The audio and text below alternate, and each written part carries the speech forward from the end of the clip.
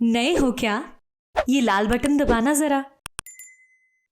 Alright guys, welcome to mental mania club. मेरे साथ है इस टाइम के ऊपर नियति आंशा और बहुत सारी बातें होने वाली हैं। SEX।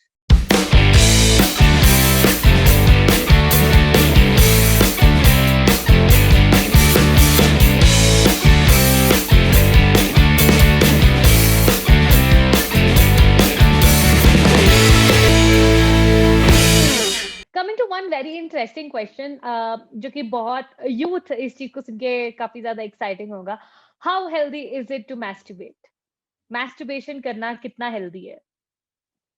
तो इस पे कोई मेजरमेंट तो है नहीं। Masturbation is healthy in its, वो अपनी जगह पे हेल्दी है, लेकिन ये वैसा हेल्थ नहीं है कि जो जिम जाओ या तो वॉक पे जाओ या तो अच्छा फूड खाओ वो health. It is like you masturbate when you need to, not whenever you want to. जो कुछ भी एक्सेस में हो, जो भी ज्यादा हो, वो कभी, वो हर चीज हानिकारक ही है। फिर वो शुगर हो, तेल हो या कुछ भी हो, अगर वो अपनी हद से ज्यादा होता है तो वो अडिक्टिव भी है और वो हानिकारक है, हार्मफुल। तो मास्टरबेट करना नेचुरल है, नॉर्मल है, कॉमन है, लेकिन कितना आप कर रहे हो, क्यों इतना कर रहे हो, क्यों आपको ये तलब है या तो क्यों ये एक जरूरियात है। सो अगर आप ये बोलो कि आज मुझे sexually I am feeling horny, या तो मैं अराउज हो चुकी हूँ या हो चुका हूँ and I want to masturbate, that's okay. लेकिन आप ये बोलो बस मैं तो रोज सोने के पहले I have to masturbate, that's not okay. You get the difference? अगर आप हॉर्नी हो और आपको मास्टरबेट करना है वो ठीक है, लेकिन मास्टरबेट करने के लिए अपने आप को हॉर्नी मत बनाओ। So there is a difference to it. ये भी एक क्वेश्चन बहुत कॉमनली पूछा जाता है कि how many times is a good time. ऐसा कुछ भी नहीं है। You can definitely masturbate twice a day, thrice a day, लेकिन क्या ये हर रोज हो रहा है? क्या इसके बगैर आपके काम नहीं हो रहे हैं, रोज रोज के? अगर वैसा है तो वो एडिक्शन बन चुका है and should not happen. But if you masturbating just sometimes whenever the need be, कभी मूड हो गया, कभी पार्टनर नहीं है, then it's absolutely okay। कोई भी चीज जो हमें प्लेजर दे वो हमारे लिए हेल्दी ही होती है। तो masturbation ma'am gives you of the course, pleasure of orgasm। Yes I totally get it, लेकिन जैसे कि आपने बोला कि कभी कभी, तो क्या इसका कोई, people who do it every day, is it not good for them? ऐसा नहीं है। It is okay to do it every day also, but just okay. Understand, क्या आप मास्टरबेट करने के लिए अपने आप को अराउज कर रहे हैं, या आप अराउज्ड है किसी और चीज से और उसको रिलीज करने के लिए आप मास्टरबेट कर रहे हैं। ये डिफरेंस जिस दिन आपको समझ में आ जाएगा, you will know whether you're a slave of masturbation or you use masturbation just to relieve yourself. That is what I'm trying to say. All right. Coming to the first question I asked about orgasm, मैं इस topic को जरूर खत्म करूंगी इसके साथ कि क्या हर सेक्स के अंदर ऑर्गेज्म होना जरूरी है? No, after you have every sex? no. You can penetrate also and then decide not to orgasm. So okay. orgasm is not a compulsion. It's not the end goal. Being with your partner and experiencing that intimacy is important. Orgasm, yes, there are some times when orgasm is necessary, especially for men, क्योंकि उनकी जो body होती है, जो physiology होती है, जो blood rush कर जाता है उनके जेनाइटल्स में, जिसकी वजह से उनको इरेक्शन होती है, अगर वो ब्लड वापस अपने वापस फ्लो ना हो and the erection does not come down, उसको ब्लू बॉल्स कहते हैं, ये जो सिचुएशन है, तब उनको जाके वो मास्टरबेट करके ऑर्गेज्म करना ही पड़ता है। But otherwise, as a couple, you do not need to orgasm each and every time. Not at all important. All right. और मैम, हमारा जो बेसिक टॉपिक था जिसके बारे में हम बात कर रहे थे, सेक्सुअल फैंटेसीज के बारे में, आई एम प्रिटी श्योर बहुत सारे ऐसे व्यूअर्स होंगे, बहुत सारे ऐसे लोग होंगे जिन्होंने आज तक अपनी बॉडी को कभी डिस्कवर ही नहीं किया है, या जिन्होंने आज तक अपनी बॉडी को टच ही नहीं किया है, ये सोच के कि वो क्या करना है टच करके, या it's a taboo to talk about it, Yeah. कि किसी ने बताया ही नहीं है कि तुम अपनी बॉडी को टच कर सकते हो। सो जिन लोगों को पता ही नहीं है कि उन्हें चाहिए क्या, या जिन लोगों को पता ही नहीं है, उनके हिसाब से तो एक स्पेसिफिक चीज है, क्योंकि this is what penetration is, इसी को सेक्स बोलते हैं। लेकिन जिनको जी। पता ही नहीं है कि उन्हें क्या चीज अराउज करती है या किस चीज से उन्हें मजा आता है, वो कैसे उस चीज को डिस्कवर कर सकते हैं? So there are couple of ways to do that. One, अपने आप को छूना बहुत ही जरूरी है, बहुत यानी बहुत ही जरूरी है, क्योंकि अगर हम अपने आप को नहीं जानते हैं, हम अपने शरीर को नहीं पहचानते हैं, तो हमारे पार्टनर को कैसे पता चलेगा? So there are a lot of women जो आके बोलती हैं कि नियति we feel very sexual, लेकिन हमारे हस्बैंड्स हमको सेक्स नहीं देते हैं, तो हम क्या करें? तो यही टाइम होता है, या तो just when the girl is growing, अगर उनकी मॉम या तो उनके पेरेंट्स या तो उनकी टीचर्स जो रिस्पॉन्सिबल है, जिनको पता है वो क्या बोल रहे हैं, अगर वो सिखाने लगे कि अपनी बॉडी को टच करो, अपने पार्टनर को बोलो कि वो आपको अलग अलग तरीकों से टच करे, तो अगर आप नहीं कर पाते हो तो आपके पार्टनर करके वो एक फोरप्ले भी हो जाता है, मस्ती भी हो जाती है, और आपको भी पता चलता है कि okay I like this and I don't like this. So it is okay to ask, it is okay to experiment. आप अपने आप को छुओ. कभी हम जब तैयार होते हैं, we will never see ourselves like खड़े होके, we will never see our body कि okay this is how I look, I am so pretty, I am so amazing, I have this body who can orgasm, this is so sexy. हम करते ही नहीं है. हम अपने आप को देख के बोलेंगे अरे ये फ्लैब यहाँ है, ये फ्लैब यहाँ है, ये मैं मोटी हो गई हूँ, ये पिंपल आ रहा है. We are seeing flaws, we are not liking, we are not loving our body. तो one, अपने आप को छूइए please. Two, read articles, read books, go to workshops. अभी तो इंस्टा लाइव, फेसबुक लाइव, हर जगह पे इतना सारा इंफॉर्मेशन शेयर हो रहा है. Follow these people, follow us, we are talking about it. Ask your questions. बहुत सारे हम ask me anything भी होते हैं, questions भी होते हैं, lives होते हैं. Keep questioning, questions पूछो, तब भी आंसर्स मिलेंगे आपको. लेकिन अपने आप को छूना बंद मत करो. That's really important. Okay, ma'am, आपने बॉडी इश्यू के बारे में बात किया, जो आई थिंक सबसे बड़ा टॉपिक है यहाँ पे. पीपल जो लोग बॉडी कॉन्शियस हैं, एक टाइम था when I was also super body conscious about my self. मुझे लगता था कि I am very chubby, I don't think कि मैं अच्छे से you know my partner would like me or not, all of those things. और मुझे बहुत टाइम लग गया उस चीज से बाहर निकलने में. I worked on myself and of course बहुत टाइम लगता है उस चीज से बाहर निकलने में आपको अपने आप को. लेकिन स्टिल जो लोग अभी इस चीज को देख रहे हैं, सुन रहे हैं, जो लोग बहुत बॉडी कॉन्शियस है अपने पार्टनर को लेके, I have read a lot of articles जहाँ पे लड़कियां कहती हैं कि if we want to have sex, हम लोग लाइट्स नहीं ऑन करेंगे. If we want to have sex, तो या फिर हम खाली एक स्पेसिफिक रूम में ही करेंगे, हम कहीं बाहर जाके नहीं करेंगे, because they super conscious about their bodies. They super. Same case goes for main also. लड़के भी बहुत कॉन्शियस होते हैं कि दैट वी आर हेरी या we have bigger bellies, some of the other thing जो जिनको हम परफेक्ट साइजेस बोलते हैं, परफेक्ट बॉडी साइजेस में नहीं होते हैं जो लड़के भी, वो लोग भी कॉन्शियस होते हैं. So how to get out of it? कितना जरूरी है उस चीज से ओवरकम करना? वो वहां रहना ही नहीं है. कितना जरूरी नहीं है, जरूरी ही है. 100% निकलो वहां से. क्योंकि अगर आप पार्टनर्स को पूछने जाओगे जो आपसे बहुत प्यार करते हैं, वो देख भी नहीं रहे हैं कि आपकी फ्लॉज क्या है.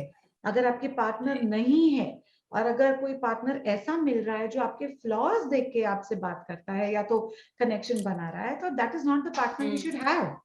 लेकिन ये स्पेस में रहना कि I am not good enough, वो कभी भी फीलिंग नहीं जाती है. अब 0 साइज के हो जाओगे ना, फिर भी आपकी बिलीफ सिस्टम में यही रहेगा कि मैं अभी भी सुंदर नहीं हूं. तो ये एक माइंडसेट शिफ्ट है. ये यहां से तो जो होगा होगा, लेकिन यहां से वो चेंज होना एक्सट्रीमली इंपॉर्टेंट, क्योंकि वहां रह के आपका भला नहीं हो रहा है. आप अपनी बॉडी पे काम कीजिए, डेफिनेटली कीजिए, क्योंकि वो हेल्दी होनी चाहिए. ये फ्लैब्स को प्यार नहीं करना है, ये फ्लैब्स को डेफिनेटली जाने देना है, लेकिन वो हेल्थ के हिसाब से. Not that my body is bad, your body is great. ये थोड़े फ्लैप्स है, उसको आपको एडजस्ट करने हैं. या तो ये हेयर है, वो है अभी, या तो आप वैक्स कर सकते हो, या तो जो भी आपको करना है, you can do that, it's okay. लेकिन प्यार करो अपने बॉडी से. और अगर कोई भी ऐसा इंसान है जो आपकी बॉडी पे कमेंट कर रहा है, या तो नेगेटिव कमेंट है, या तो हंस रहे हैं, those are not the people you should be with. Simple. लेकिन ये जो हमारी इनसिक्योरिटी है ना कि मैं अकेला रह जाऊंगा या तो मैं अकेली रह जाऊंगी, ये एक्चुअली समीक्षा, ये प्यार की भूख है. जो कोई प्यार करने वाला मिल गया ना, तो हम फिर कुछ भी करते हैं उनके लिए. उनकी नेगेटिव कमेंट्स भी हम एक्सेप्ट कर लेते हैं. So don't do that. अपने आप को इतना स्ट्रांग बनाओ कि आप किसी के पीछे ना भागे लेकिन लोग आपके पीछे भागे. You become the human magnet. That is what you should do. Absolutely, that's really, really, really true. और ma'am, coming to the end of this topic, conclude कर रही हूँ ये सारे के सारे conversation को. बहुत ही interesting चीज तो आपसे पूछने वाली हूँ, वो ये है कि सबसे ज्यादा maximum asked question क्या है आपको जब आपके पास लोग आते हैं? Maximum asked. So one is masturbation addiction. I am addicted to Okay. masturbation. What should I do? That is the first question I get, most common. And the second is I can't stay long in bed. What should I do? That's the second most question. लेकिन unfortunately ये दोनों questions men की तरफ से होते हैं. Women का सबसे बड़ा question यही होता है that I want sex but my man is not giving it to me. What should I do? So very surprising. लेकिन जो women connect करती हैं उनका question ये होता है. Right, absolutely. So ma'am, let's do one thing. Most asked question क्या कहते हैं, answers भी निकाल लेते हैं. So वैसे तो we have done this, लेकिन एक short में. So जो लोग masturbation से addicted हैं, क्या करना चाहिए? One thing, पहले तो ये decide कीजिए कि आपको ये addiction definitely निकालना है या ऐसे ही एक इच्छा है लेकिन उस पे अमल नहीं करना है. So if you're ready to do what it takes, then seek professional help.